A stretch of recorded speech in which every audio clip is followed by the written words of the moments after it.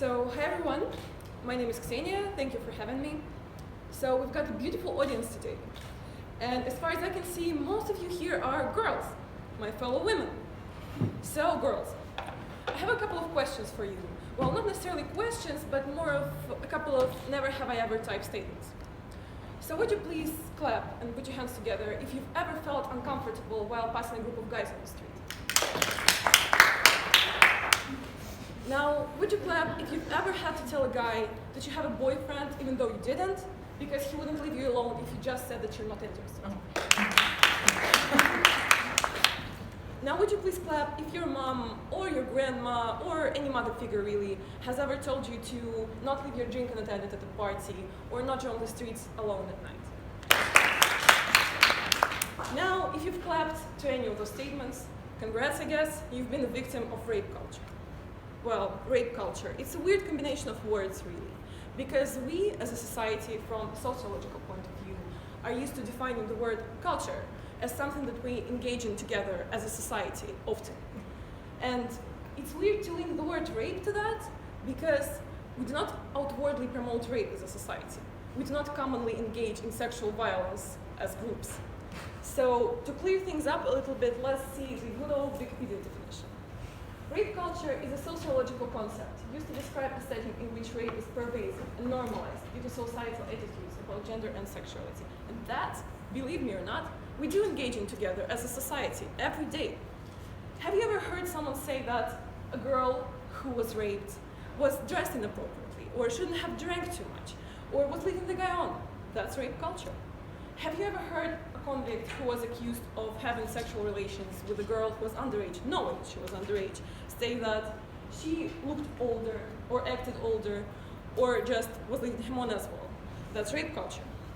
Have you ever seen a guy assume that a girl was going to have a sexual relationship with him simply because she has had a number of partners that he or someone else would label as many? That's rape culture. So I'm going to give you an example that you might or might not be familiar with. This girl, her name is Tatiana Strachova. She was raped and killed by her roommate / ex-boyfriend. What did the internet say? You might have guessed it by now, that it was her fault, that she was leading him on, that she shouldn't have friend-zoned the poor dude. Another example. Her name is Cyntoia Brown. She was drugged and raped repeatedly by a man more than twice her age while being held hostage. And when she was 16, she killed the 43-year-old man that was her abuser. Right now, she's 29 years old and she is serving a life sentence in prison. Does that not make your blood boil? Do you think it's fair? Who in their right mind would think so? So, I, myself, as a feminist, the least I can do is talk about it. But what can you girls do to help the cause? Don't let the society silence you. Whenever a man cuts you off, insist that you have something important to say. Don't smile politely to rape jokes. Call people out.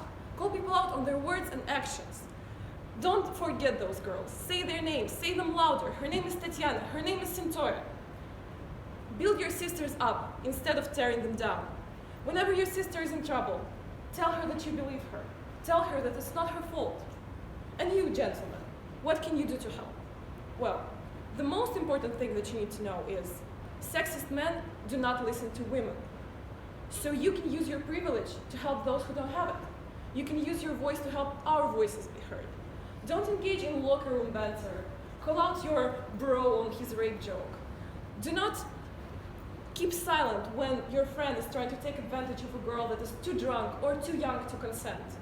Be the change that we can't make. Of course, legislation should be passed, and of course, action should be taken at the highest levels. But if and only if we, men, women, and everyone in between, stand together, then and only then we can fight for what's right and make our voices heard. Thank you. I'm Xenia Kazhevik.